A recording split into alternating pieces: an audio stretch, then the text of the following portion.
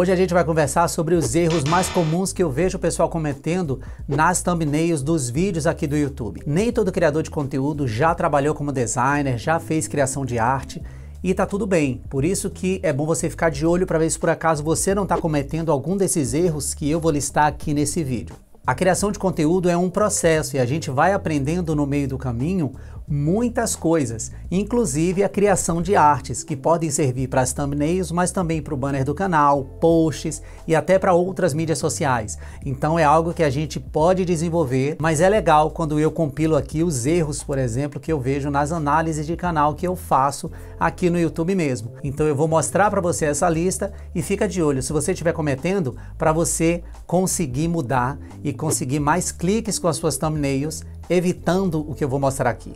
Eu separei aqui 5 erros para te mostrar, mas essa lista ela tá por ordem de prioridade, ou seja, o primeiro é o pior erro de todos, então se você estiver cometendo ele, dá um jeito de se livrar logo e aí a gente segue para os próximos. Mas os 5 erros no geral são super importantes. Oi, eu sou o Di, eu tô aqui para te ajudar a melhorar seu conteúdo e crescer o seu canal. Legibilidade. Vai escrever alguma coisa na sua thumbnail? Deixa claro, deixa legível. Parece muito óbvio o que eu estou dizendo aqui, mas é muito fácil de você encontrar no YouTube thumbnails que não são tão legíveis assim. Às vezes o pessoal usa uma fonte que é muito complicada de ser lida e outras vezes o posicionamento do texto faz com que ele fique com essa dificuldade na leitura também. Algumas vezes o seu texto está em cima de outro elemento e isso dificulta a leitura, em outras vezes é a cor do texto, a cor da fonte, em outros é a própria fonte que ela tem uma escrita mais complicada, então quando a gente vê pequenininha a sua thumbnail, é muito complicado da gente ler. Então esse é um detalhe importante de você já ficar de olho. Quando você estiver criando a sua thumbnail no seu monitor gigante, lembre que ela vai ser lida num celular. Então você precisa garantir que o texto que você colocou, o posicionamento, as cores, tudo que você fez, deixem ela legível. Se você colocou alguma coisa, normalmente é para as pessoas lerem. Então deixa legível. Tem alguns casos também que o pessoal acaba separando aquela frase. O texto ele foi feito para ser lido junto, mas pelo posicionamento dos elementos acaba separando essa frase em 2 locais diferentes, né? Às vezes fica em cima e embaixo, outras vezes vai para outro lado aqui da tela. E aí você está forçando demais a amizade com a audiência, querendo que ela entenda sobre o que é a sua thumbnail, quando você mesmo fica separando os elementos que deveriam estar juntos. Muitas vezes aquele texto foi feito para ser lido junto, mas por conta do posicionamento na thumbnail, para encaixar vários elementos, a gente acaba separando e acha que com isso a audiência não vai se importar, ou que ela vai conseguir entender mesmo assim. Então, se você não simplificar as ideias, se você não deixar muito claro, ninguém vai fazer esse esforço de tentar entender a sua thumbnail. Lembre que você vai aparecer do lado de várias outras thumbnails que foram super pensadas para esse fim, para chamar a atenção das pessoas. Então, se a sua não estiver chamando a atenção ou estiver muito complicada de ser lida, ninguém vai clicar. A regra de ouro aqui para mim que vale é: quanto mais tempo demorar para eu entender sobre o que essa thumbnail é, menor é a chance de eu te dar o clique. Mais fácil é de eu ir para outra thumbnail que acabou de chamar a atenção. Contraste. Esse também é outro erro que é muito comum. Muita gente não conhece muito de contraste e outras pessoas não fazem, não prestam muita atenção quando estão criando as thumbnails e faz com que você esteja errando feio. O contraste faz exatamente com que as coisas possam se destacar. Eu tenho a diferença entre um elemento e outro, né? Uma cor e outra. E isso faz com que fique fácil a percepção, a leitura, o entendimento, né? Aquilo fique mais destacado. Então é claro que se eu escrevo com uma fonte branca em cima de um fundo preto, é muito mais fácil de eu ler do que se eu escrever com essa mesma fonte branca em cima de um fundo cinza claro. E aí você consegue ver o super básico do contraste. Mas a gente pode ter também contraste com as cores e com os elementos, né? Você precisa, de novo, deixar claro sobre o que é a sua thumbnail. Eu não posso demorar muito tempo para entender sobre o que é ela. Então, se você não destacar os elementos que precisam ser destacados e se você não der contraste para que eu consiga ler, entender o que é que está acontecendo, vai ficar mais complicado de eu te dar esse clique, sim. Provavelmente, se você pesquisar contraste no Google, ele vai te mostrar o círculo cromático, que nada mais é do que aquela rodinha de cores, onde você consegue ver que os elementos opostos ali eles têm o maior contraste possível. Isso faz com que, se você tiver com a sua thumbnail de fundo azul, por exemplo, você veja que escrever de branco ou de amarelo vai te trazer muito melhor resultado do que se você escrever com outra cor qualquer, tipo um verde, por exemplo. Mas tem outras coisas que atrapalham também. Eu mesmo uso o Canva para criar as minhas thumbnails aqui, e no Canva a gente tem vários elementos que a gente acaba colocando. Então, por exemplo, eu posso colocar uma sombra em um texto. Mas se esse texto já é escuro, eu colocar uma sombra, só vai dificultar a leitura, só vai retirar o contraste, porque se o fundo for claro e o texto for preto, é muito mais fácil de eu enxergar do que se esse texto que é escuro tiver uma sombra em volta dele. O contraste não vale só para texto, não. Ele vale para tudo na sua thumbnail, incluindo a sua foto. Às vezes a roupa que você está vestindo faz com que o fundo da sua thumbnail funcione mais ou menos. Então dá uma olhada nisso para que você destaque todos os elementos que precisam ser destacados. Se a sua foto na thumbnail não precisa ser destacada, tudo bem, mas se ela precisar, presta atenção em tudo, incluindo a roupa. Fotos de baixa qualidade. Quando você for tirar fotos para sua thumbnail ou quando você for buscar imagens na internet para poder, montar o que você precisa, tente encontrar as imagens e tirar essas fotos com a maior qualidade possível. No caso das suas fotos, por exemplo, não precisa comprar uma câmera nova, mudar tudo no seu estúdio, não. É que muitas vezes o local onde você está gravando, ele não tem a iluminação necessária. 90% das vezes, com uma melhor iluminação, você já tem uma imagem muito melhor.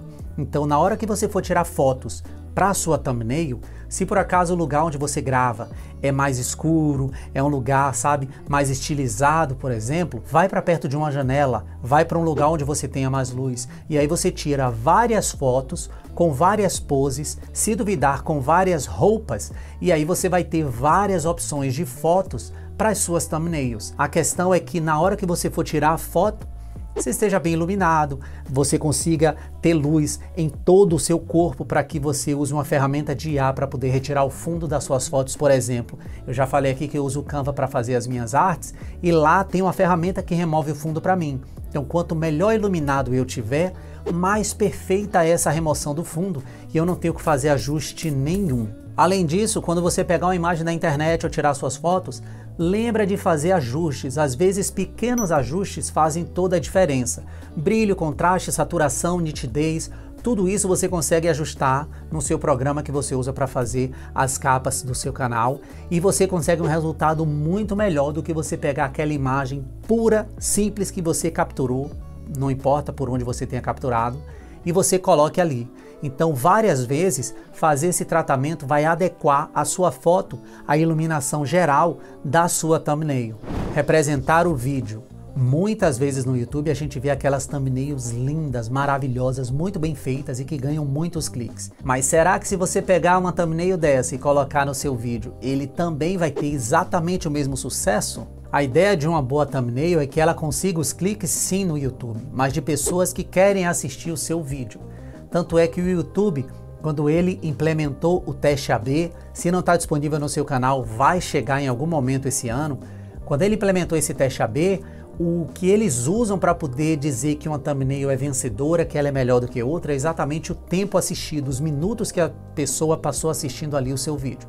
Então, por isso que é legal de você entender que uma boa thumbnail chama a atenção da audiência certa. De nada adianta você simplesmente chamar a atenção das pessoas, simplesmente ganhar o clique e as pessoas não assistirem o seu vídeo depois. Além disso, muitas vezes a gente acha que é aquele estilo de thumbnail que ganha o clique, que é fazer da mesma forma que o MrBeast faz, que você consegue o mesmo resultado que ele consegue.